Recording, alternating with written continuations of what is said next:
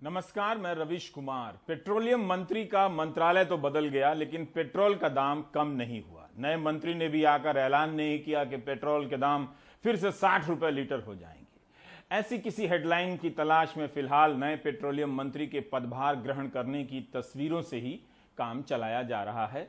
दिल्ली में भी पेट्रोल 100 रुपए लीटर हो गया है। इस तरह से जो जहां था वहीं पर है। महंगाई की इन स्थायी खबरों को छोड़कर अंतर्राष्ट्रीय स्तर पर देखिए कि भारत को लेकर क्या बातें हो रही हैं। स्टैन स्वामी के निधन से दुनिया भर से गंभीर प्रतिक्रियाएं आ रही हैं। इस पर विदेश मंत्रालय को बयान देना पड़ा। इसके बाद भी अमेरिकी विदेश मंत्रालय ने आज बयान जारी कर स्टैन स्वामी के निधन पर चिंता जताई है। कहा है कि हम जेसुइट पादरी और आदिवासियों के हक के लिए लड़ने वाले फादर स्टैन स्वामी के हिरासत में निधन से दुखी हैं। स्वामी गैर कानूनी क्रियाकलाप निवारण अधिनियम यूएपीए के तहत जेल में थे।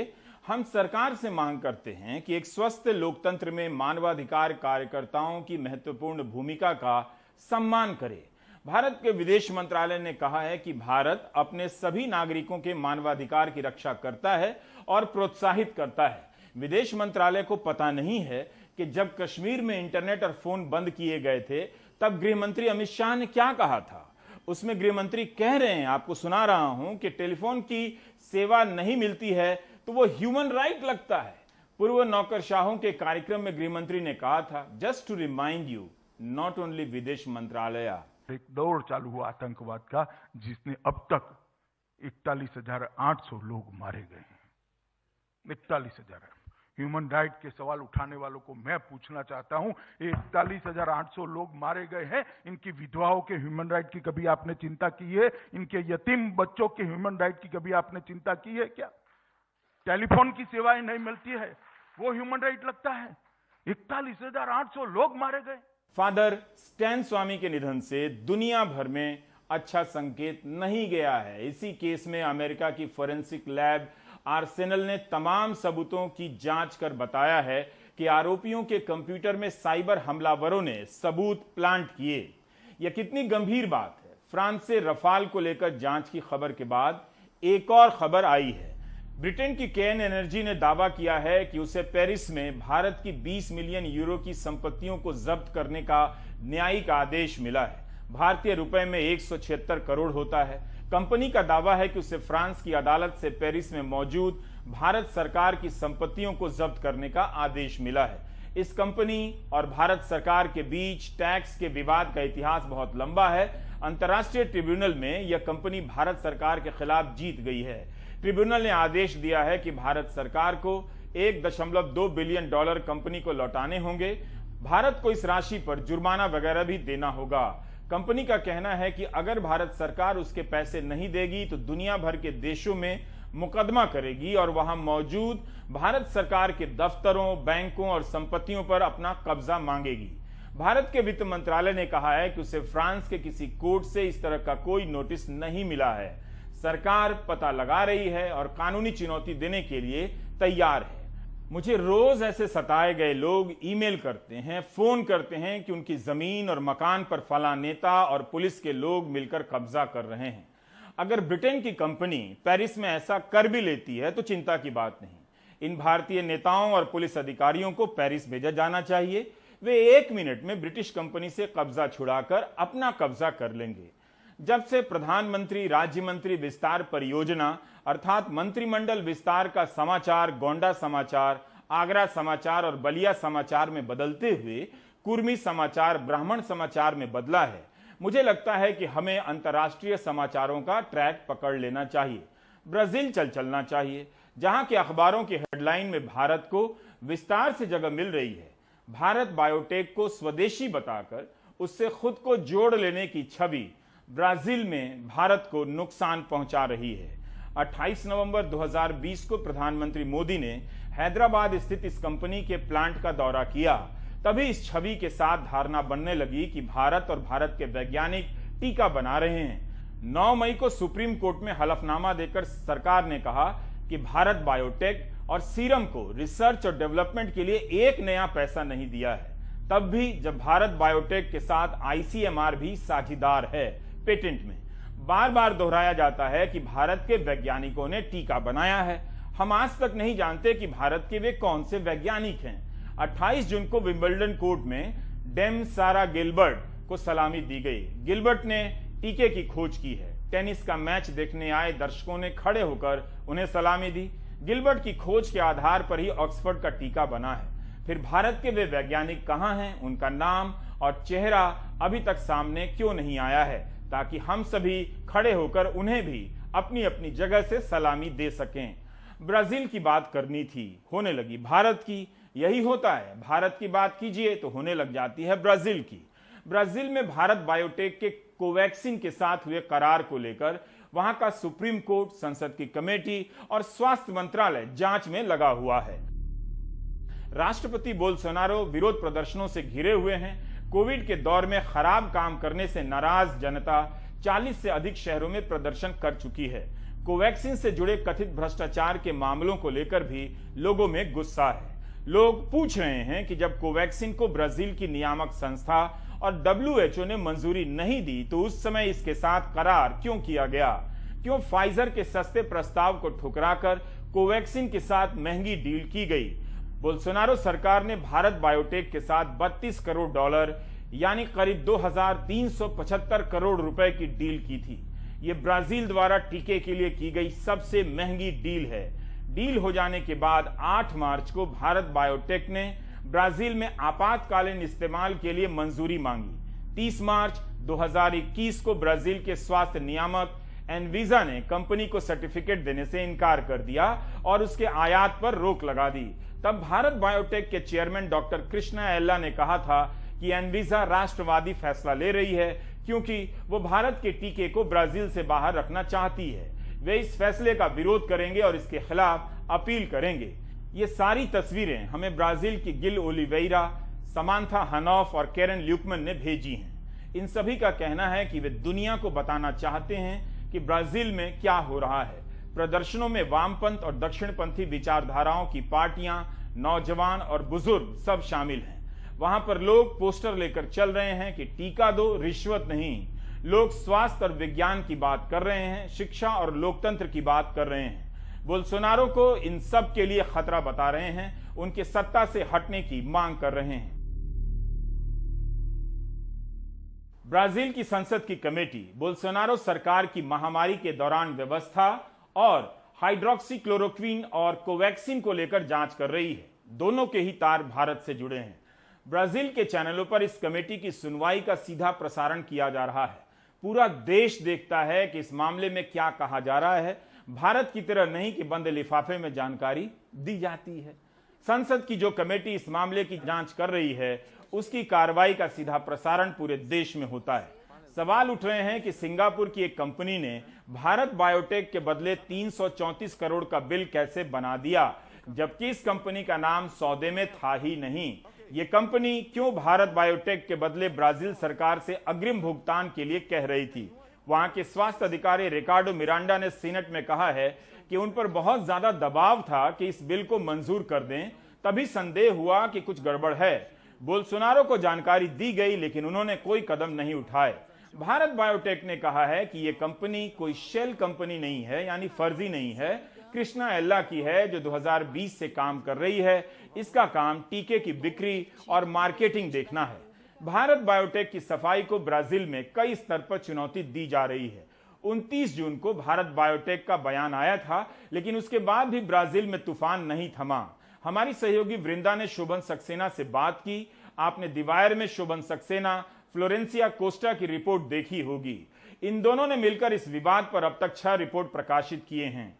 इनमें कई गंभीर सवाल उठाए गए हैं। शोभन सक्सेना ब्राजील से times of India, Indian express और द हिंदू के लिए रिपोर्ट कर चुके हैं। दीवार के लिए भी लिखते हैं, भारत में किसी ने इन सवालों को संज्ञान में लेने की जरूरत ही नहीं समझी। कोर्ट ने भी बायोटेक ने क्लैरिफिकेशन अभी दिया जून 30 को। उसमें उन्होंने 3 बातें कही। उन्होंने एक तो कहा कि कोवैक्सीन को भारत में, ब्राजील में इमरजेंसी यूज ऑथराइजेशन मिल चुका है जून 4 को। ये बात सरासर गलत है। उनको ये यूज का सर्टिफिकेट नहीं मिला है, बल्कि उन्होंने एप्लीकेशन जून 29 को दी थी और 30 जून को उनकी एप्लीकेशन सस्पेंड कर दी गई है। दूसरी बात, भारत बायोटेक ने अभी तक डिनाई नहीं किया है, इस बात का खंडन नहीं किया है, सफाई नहीं की कि क्यों सिंगापुर की एक कंपनी जो कि ऑफशोर कंपनी है वहां से इनवॉइस भेजा गया, जबकि कॉन्ट्रैक्ट के मुताबिक इनको पेमेंट डिलीवरी के बाद होना था, तो इनवॉइस एडवांस पेमेंट के लिए क्यों भेजा, इसका सफाई नहीं दी गई है। तीसरी बात उन्होंने कहा कि जो मेडिसिन बायोटेक जो सिंगापुर की कंपनी है उनका वो इसके जो भारत बायोटेक के जो ओनर हैं उनकी अपनी कंपनी है, लेकिन सवाल ये है कि जो कॉन्ट्रैक्ट में नाम है वो भारत बायोटेक का है, तो क्यों कैसे अब वो एक ऐसी कंपनी जो उनकी अपनी हो सकती है लेकिन कॉन्ट्रैक्ट में नहीं है, तो आपने उसके नाम से इनवॉइस क्यों भेजा, इसकी सफाई भी उन्होंने नहीं दी है। तो जिस तरह से उन्होंने सफाई देने की कोशिश की इन मुद्दों पे, वो और कंपनी के लिए एक्चुअली खराब हो गया, वो ज्यादा ही उसमें फंस गए हैं, और ये बात अभी संसद की जो समिति यहाँ पे जांच कर रही है इन मुद्दों को उठाएगी। तो आने वाले हफ्ते मेरे ख्याल से भारत बायोटेक के लिए और मुश्किल पैदा करेंगे। भारत बायोटेक ने क्यों कहा कि उसे ब्राजील में मंजूरी मिल गई है, जबकि ब्राजील की संस्था कहती है कि मंजूरी नहीं दी गई है। 5 दिन बाद भारत बायोटेक को अपना बयान बदलना पड़ा, यह कहकर कि सिर्फ निर्यात की अनुमति दी है ताकि कोवैक्सीन का नियंत्रित माहौल में इस्तेमाल और वितरण हो सके। तो 29 जून वाले बयान में क्या गलत जानकारी दी गई थी कि मंजूरी मिल गई है? ब्राजील के ट्विटर पर कुछ दिनों से कोवैक्सीन गेट ट्रेंड कर रहा है, हैशटैग कोवैक्सीन गेट। ब्राजील के स्वास्थ्य मंत्री ने कहा है कि जांच पूरी होने तक भारत बायोटेक के साथ 2375 करोड़ की डील निलंबित की जाएगी। ब्राजील के सुप्रीम कोर्ट ने बोल्सोनारो के खिलाफ आपराधिक जांच के आदेश पर मुहर लगा दी है। 29 जून को भारत में बायोटेक ने कहा था कि कंपनी को ब्राजील सरकार से कोई पैसा नहीं मिला है, ना ही ब्राजील को कोई टीका दिया गया है। ब्राजील के साथ $15 की जो कीमत तय हुई है वो पहले से ही निर्धारित है, लेकिन अब सब कुछ हवा में है। भारत बायोटेक एक बड़ी कंपनी है, उसकी दुनिया में साख है। उसके लिए भी जरूरी है कि इन विवादों पर और विस्तार से पक्ष रखे और बताए कि ब्राजील की नियामक संस्था के फैसले के खिलाफ किस कोर्ट में कहां पर जाकर उसने अपील की है। उससे भी ज्यादा जरूरी है कि यहां भी इन मामलों की जांच हो। अब ये चिंता का विषय है कि कोवैक्सीन का मुद्दा यहाँ पे एक बहुत बड़ा मुद्दा बन गया। अगर आज की डेट में आप किसी ब्राजीलियन से पूछें कोवैक्सीन, तो उसके बारे में जानता है, और उसके बारे में ये जानता है कि इस कॉन्ट्रैक्ट में कोई घपला हुआ है। ये बात जनता के मन में बैठ गई है, क्योंकि ये जो सेनेट की जो कमेटी जो जांच कर रही है वो टीवी पे उसको लाइव दिखाया जाता है, दिन भर उस पर कमेंट्री होती है, मीडिया है नए नए रोज खुलासे कर रहा है, और बहुत ज्यादा डैमेजिंग रिपोर्ट्स हैं। तो लोगों के मन में बात पूरी तरह से बैठ गई कि वैक्सीन में कोई घपला है। अगर वैक्सीन अगर यहाँ पे आ भी जाती है तो यहाँ पे कोई ब्राजीलियन उसको लगवाने वाला नहीं है। तो ये भारत बायोटेक की जो छवि है उसके लिए बहुत खराब है। ब्राजील में विवाद नहीं हो रहा है, वहां बवाल मचा हुआ है। रफाल को लेकर भी चुप्पी है, रक्षा मंत्री भी चुप हैं, लेकिन वे दूसरे मसलों पर बोल रहे हैं। अमर उजाला अखबार में रक्षा मंत्री का एक बहुत जरूरी बयान छपा है। बेशक रफाल पे नहीं है, लेकिन धर्मांतरण पर तो है। उन्होंने कहा है कि धर्मांतरण से जुड़े लोगों को बख्शा नहीं जाएगा। आप इस खबर को पढ़ें। रक्षा मंत्री की इस सख्त चेतावनी को पढ़कर रफाल के डीलर भी चौकी के नीचे छिप जाएंगे। फ्रांस में मीडिया पार्ट की रिपोर्ट के बाद मजिस्ट्रेट जांच के आदेश दिए गए हैं। French dare to order what we did not. रविवार को कोलकाता से छपने वाले अंग्रेजी अखबार टेलीग्राफ ने हेडलाइन लगाई। 3 जुलाई को एसोसिएट प्रेस से यह खबर आती है कि फ्रांस के national financial prosecutor office PNF ने हाल के आरोपों के संदर्भ में जांच करने के लिए एक जज को नियुक्त किया है। इस रिपोर्ट में लिखा है कि रफाल को हासिल करने के लिए रिश्वत दी गई है। याचिका वित्तीय मामलों के एक एनजीओ ने दायर की है, जिसने पहले भी एक याचिका दायर की थी कि दासों ने रिलायंस ग्रुप को इसलिए चुना क्योंकि इसके प्रमुख प्रधानमंत्री मोदी के करीबी हैं। पहले इसे हिंदुस्तान एरोनॉटिक्स लिमिटेड HAL को दिया जाना था। HAL को हटाकर उस ग्रुप को कॉन्ट्रैक्ट मिलता है जिसका एविएशन में कोई अनुभव नहीं है। तब खबर आई थी कि रिलायंस ने राष्ट्रपति ओलांद की पार्टनर जूलिए गायत की फिल्म में पैसे लगाए हैं। ओलांद ने कहा था कि हितों का टकराव नहीं था। फ्रांस के लामोंद अखबार ने कहा था कि 2015 में रिलायंस की फ्रेंच कंपनी ने टैक्स भुगतान के मामले की जांच रद्द कर दी थी। फ्रांस के लामोंद अखबार ने कहा था कि 2015 में अनिल अंबानी की एक फ्रेंच कंपनी पर टैक्स भुगतान के मामले की जांच रद्द कर दी थी। दासों ने किसे पार्टनर बनाया, उसमें फ्रांस का रोल नहीं था। दासो ने दलाली से इनकार किया। वायर की पत्रकार मिताली मुखर्जी ने मीडिया पार्ट के पत्रकार यान फिलिपिन से बात की है। ये उसी बातचीत का संक्षिप्त हिस्सा है जो आप देखने जा रहे हैं। That new announcement and these new rules announced by Mr. Modi that allowed Dassault to kill the partnership with HAL and to sign a new partnership with Reliance. And what we reveal is that Dassault and Reliance signed the first partnership memorandum of understanding 2 weeks, 15 days before Mr. Modi's surprise announcement. And that is very troubling because we can wonder whether Dassault and Reliance were informed in advance about these new rules set up by Mr. Modi. And this is all the more surprising that this announcement was really a surprise. You know, nothing leaked. 2 days before the announcement, the Indian foreign minister said, no, everything is okay. Discussions are ongoing with HAL. 2 weeks before, during an air show in Bangalore, Dassault said everything is on track with HAL, everything's fine. And just the day after saying this, he signed an agreement with Reliance, so 2 weeks before Mr. Modi's announcement. इसे लेकर कांग्रेस फिर से आक्रामक हो गई है। France में जांच के आदेश होने से उसके आरोपों को बल मिला है। राहुल गांधी ने कहा है कि इस मामले की जांच संयुक्त संसदीय समिति जेपीसी से होनी चाहिए। इंटर गवर्नमेंटल एग्रीमेंट 2 देश थे, एक फ्रांस एक हिंदुस्तान। फ्रांस जिसको कि राफेल डील से लाभ हुआ है, आर्थिक लाभ हुआ है और आरोप है कि ज्यादा लाभ हो गया, उसने तो जांच बैठा ली। जिस देश को नुकसान हुआ है, हिंदुस्तान को, उसने जांच नहीं बैठाई। अब ये सवाल तो जायज है या नहीं, आप बताइए। तो कितने सवाल आपके मन में है? आपने कहा 6 सवाल आपके मन में, क्या क्या वो सवाल है? हम तो चुनौती दे रहे हैं प्रधानमंत्री जी को, आइए जवाब दीजिए। आपसे नहीं बात करना चाहते, किसी और से करिए।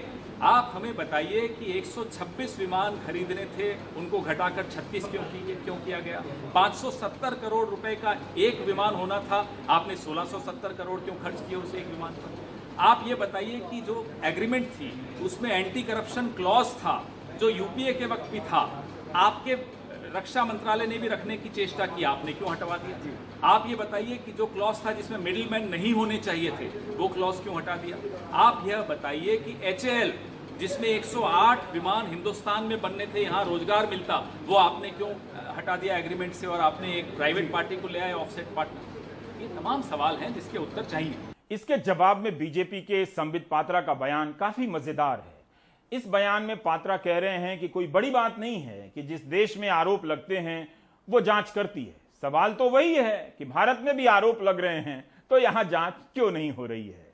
किसी भी देश में, किसी भी सोवरेन कंट्री में अगर कोई भी एनजीओ किसी चार्ज को लेकर कंप्लेंट करती है, आगे बढ़ती है, और वहां की जो इन्वेस्टिगेटिव फाइनेंशियल प्रोसिक्यूशन की बॉडी है, उन्होंने एक मैजिस्ट्रेट अपॉइंट किया है, तो इसको एक करप्शन के रूप में देखने की आवश्यकता है, ये हमें नहीं लगता है। Just an investigation has been ordered और एक मैजिस्ट्रेट को अलॉट किया गया है इस पूरे विषय को देखने के लिए। ये ठीक वैसे ही है।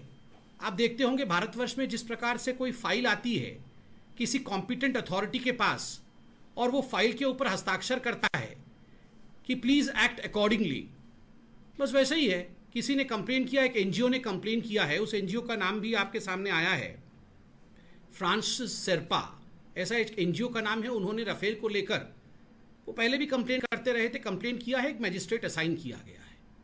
मगर इस पूरे प्रकरण को लेकर राहुल गांधी और कांग्रेस पार्टी जिस प्रकार से राजनीति आरंभ कर रहे हैं, यह दुखद है। दिलचस्प सफाई है।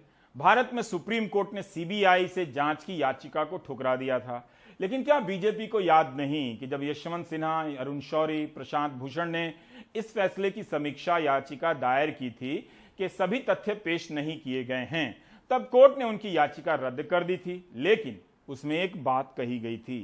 जस्टिस KM जोसेफ ने अलग से कहा था कि न्यायिक फैसला शिकायत के आधार पर सीबीआई को FIR दर्ज करने से नहीं रोकता है, बशर्ते भ्रष्टाचार निरोधी कानून के तहत पहले से अनुमति ली गई हो। You remember what former French President François Hollande said to Mediapart back in 2019. He said that Anil Ambani had been imposed to France, and that, I quote him, France did not have the choice about the name of the partner. So of course this has been denied by the French government, today's French government, by the Indian government, also by Dassault and Reliance, who claim that they partnered in free will. But there is this suspicion, and this suspicion was born from all that you said, that the partnership doesn't seem to have great interest for Dassault, but has a great interest for Reliance, and also these declarations from the former French president, who clearly said that Reliance had been imposed to France by the Indian government. पूर्व राष्ट्रपति साफ साफ कह रहे हैं France के कि अनिल अंबानी को थोपा गया, उनके पास कोई विकल्प नहीं था। क्या इसकी जांच नहीं होनी चाहिए कि कौन था जो कह रहा था कि अनिल अंबानी की कंपनी को शामिल करें, नहीं तो डील नहीं होगी। हिंदुस्तान एरोनॉटिक्स लिमिटेड को हटाकर एक प्राइवेट कंपनी जो दिवालिया होने के कगार पर पहुंच रही थी, उसकी वकालत क्यों की गई? 11 फरवरी 2019 के हिंदू में एन राम ने लिखा है कि अगस्त 2016 तक यह प्रावधान था कि भ्रष्टाचार होने पर कार्रवाई होगी, लेकिन सितंबर में रक्षा मंत्रालय की एक बैठक में वो शर्त हटा दी जाती है। यह बहुत महत्वपूर्ण है क्योंकि 126 विमानों वाली डील की समीक्षा में सीएजी ने लिखा है कि 2012 में तब के रक्षा मंत्री ने स्वतंत्र एजेंसी से जांच के आदेश दिए थे कि डील की शर्तों में इंटीग्रिटी क्लॉज यानी ईमानदारी की शर्तों का पालन किया गया है या नहीं। तो इस बार ये शर्तें क्यों हटाई गईं? पूर्व रक्षा मंत्री एके एंटनी जांच कराना चाहते थे, तब जब किसी प्रकार के आरोप नहीं लगे थे। अब आरोप लग रहे हैं तो जांच से इनकार किया जा रहा है। इसी अप्रैल में जब आप कोरोना की दूसरी लहर से तबाह हो रहे थे, तब फ्रांस से खबर आई थी कि वहां की एंटी करप्शन अथॉरिटी ने रफाल बनाने वाली कंपनी की ऑडिट के दौरान कुछ गड़बड़ी पाई है और कहा है कि सौदे के लिए एक बिचौलिए को 8 करोड़ से अधिक का भुगतान किया गया है। फ्रांस में जांच हो रही है कि किसी भारतीय को दलाली दी गई है और भारत बिना जांच के कह रहा है कि दलाली नहीं दी गई है। अखबारों में इन खबरों पर विस्तार से रिपोर्ट नहीं होती है। आप समझते हैं, सामान्य चीजों को बड़ी घटना के रूप में पेश किया जाता है ताकि ऐसी खबरें दब जाएं, अपने आप पीछे चली जाएं और इन्हें खत्म कर दिया जाए। रिपोर्टर विदाउट बॉर्डर्स प्रेस की आजादी को लेकर रिपोर्ट तैयार करता है। इसकी सूची के अनुसार भारत पाकिस्तान से 3 पायदान ऊपर है। 180 देश में भारत 142वें स्थान पर है। इस बार रिपोर्टर्स विदाउट बॉर्डर्स ने एक नई श्रेणी बनाई है। इस श्रेणी में 32 राष्ट्राध्यक्षों को रखा गया है, जिनके शासनकाल में पत्रकारों को जेल भेजा जा रहा है, मीडिया की आजादी कम की जा रही है। इस श्रेणी में उत्तर कोरिया के किम जोंग, पाकिस्तान के इमरान खान के साथ प्रधानमंत्री मोदी भी हैं। अगर रिपोर्टर्स विदाउट बॉर्डर गोदी मीडिया के मानकों को पत्रकारिता का मानक बना ले तो भारत एक ही झटके में नंबर 1 हो जाएगा। लेकिन बाहरी शक्तियां विश्वगुरु के विश्व शक्ति बनने से ईर्ष्या कर रही हैं इन दिनों। ये वाली लाइन व्हाट्सएप यूनिवर्सिटी के लिए है, खूब चलेगी, आजमा लीजिए और ब्रेक ले लीजिए। भारत सरकार एक अध्यादेश लाई है कि ऑर्डिनेंस फैक्ट्री के कर्मचारी हड़ताल पे जाएंगे तो 1 साल की जेल होगी और हड़ताल में आर्थिक मदद करेंगे, चंदा वगैरह देंगे तो 2 साल की जेल होगी। ऑर्डिनेंस फैक्ट्री के कर्मचारियों ने इस अध्यादेश के खिलाफ 8 जुलाई को काला दिवस मनाया है। कानपुर, पुणे, कोलकाता, औडी, नालंदा, शिमला, चेन्नई, नागपुर, कटनी और कपूरथला सहित देश भर में 41 जगहों पर मौजूद ऑर्डिनेंस फैक्ट्री बोर्ड के कर्मचारियों ने गुरुवार को काले बैज लगाकर सरकार के खिलाफ नारे लगाए, अध्यादेश को काला कानून बताया, निगमीकरण के खिलाफ आवाज उठाई। रेलवे से लेकर केंद्रीय कर्मचारियों के संगठनों ने भी इनके समर्थन में प्रदर्शन किए। भारतीय मजदूर संघ, भारतीय रेलवे मजदूर संघ के आह्वान पर पूर्वोत्तर रेलवे श्रमिक संघ के तत्वावधान में आज 1 दिवसीय काला दिवस मनाने का निर्णय लिया गया। आप साथियों से अनुरोध है कि ब्लैक बैज लगाकर भारत सरकार के इस अलोकतांत्रिक निर्णय का विरोध करने का कष्ट करें। धन्यवाद। हमारी आवाज को दबाने के लिए, कुचलने के लिए जो ये काला अध्यादेश लाया गया है, हम इसको स्वीकार करने वाले नहीं हैं। और यह एक अजीब संयोग है कि ऐसा काला कानून लाने वाले मंत्रालय, कानून और न्याय मंत्रालय के माननीय मंत्री जी कल अपने पदभार से मुक्त हो गए। इसे हम एक अजीब संयोग भी मानते हैं। सरकार ने निर्मम, निर्दयी और निरंकुश एक कानून लाया है जिसमें हड़ताल के हक को छीन लिया गया है। हड़ताल का हक का छीनना मजदूरों के लिए बंधुआ मजदूर से भी बदतर हालत की ओर ढकेल देना है। ये इसका संदर्भ है। कॉर्पोरेटाइजेशन को रोकने के लिए हम हड़ताल पे जा रहे थे, उसको रोक लगाने के लिए वर्तमान सरकार ने जो काला कानून लाया है उसका इस तरह विरोध होना चाहिए ताकि सरकार को हमेशा ये याद रहे।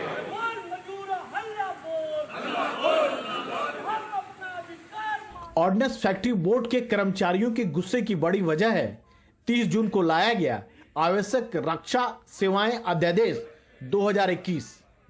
इस अध्यादेश की वजह से कर्मचारी हड़ताल नहीं कर सकते हैं। हड़ताल करने पर 1 साल की सजा और 10,000 का जुर्माना हो सकता है। किसी और को उकसाने पर भी 2 साल की सजा और 15,000 रुपए का जुर्माना भरना पड़ सकता है। कर्मचारियों को लगता है कि सरकार इसके जरिए उनके विरोध के लोकतांत्रिक अधिकार को छीनने की कोशिश कर रही है। देश का आजादी का बाद कितना भी वार हुआ, इंडो पाकिस्तान वार, बांग्लादेश लिबरेशन वार, कारगिल वार, ये सभी वार हमारा तो सेना ने जीत गया। ये ऑर्डिनेंस फैक्ट्रीज का माल को यूज करके उस ऑर्गेनाइजेशन को इस सरकार निगमीकरण का नाम पर, कॉर्पोरेटाइजेशन का नाम पर 7 टुकड़ा कर दिया। पुराना कितना भी रक्षा मंत्री लोग था उन सब का आश्वासन का खिलाफ में हमारा तो 4 लाख डिफेंस कर्मचारी का उनका व्यूज का खिलाफ में इस सरकार ने निर्णय ले लिया। सरकार का उद्देश्य है इसको कॉर्पोरेटाइज करके जल्दी से जल्दी इसको प्राइवेटाइज भी कर सकता है, इसको बंद भी कर सकता है। ये देश का सुरक्षा के लिए ठीक नहीं है।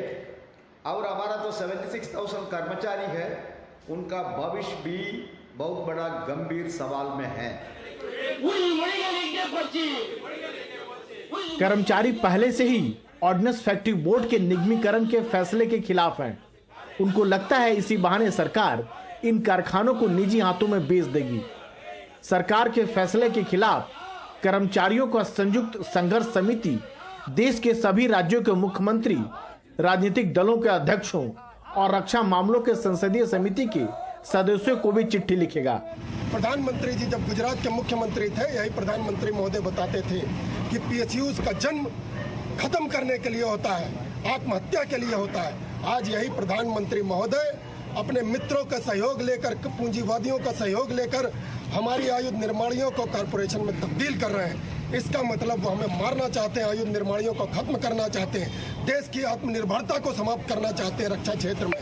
ये बहुत ही खराब, इसकी जितनी निंदा की जाए और हम रक्षा कर्मचारी किसी भी हद तक अपनी निर्माणियों को, अपनी मां को बचाने के लिए जाएंगे, जिसकी पूरी जिम्मेदारी देश की सरकार की होगी।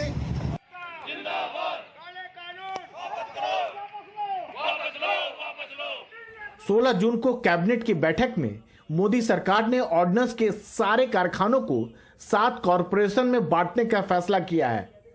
तर्क दिया गया कि इससे इन कारखानों में सेना के विश्व स्तर के आधुनिक हथियार बन सकेंगे। इसके खिलाफ कर्मचारी संगठनों ने 26 जुलाई को हड़ताल का ऐलान किया।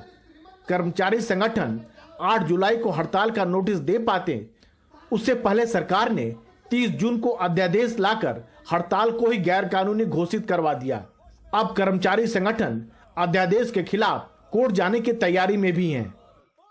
भारत सरकार के कानून एवं न्याय मंत्रालय ने एक अधिसूचना जारी की 30 जून को और ये कहा कि डिफेंस सेक्टर में कहीं भी कोई आप स्ट्राइक नहीं कर सकते हैं, स्ट्राइक के समर्थन में कुछ नहीं कर सकते हैं। अगर आपने स्ट्राइक किया तो आपको जेल भेज दिया जाएगा, 2 साल की जेल होगी, 15,000 तक का जुर्माना हो सकता है। इस तरह से हमारी आवाज़ को दबाने की कोशिश की जा रही और इस मामले में हम सब ने तय किया कि 8 जुलाई को हम सब देश भर में रक्षा प्रतिष्ठानों में एवं उनके अलावा अन्य भी जो श्रमिक संगठन हैं वो सब अपने अपने संस्थानों के अंदर ब्लैक डे, काला दिवस के रूप में मनाएंगे।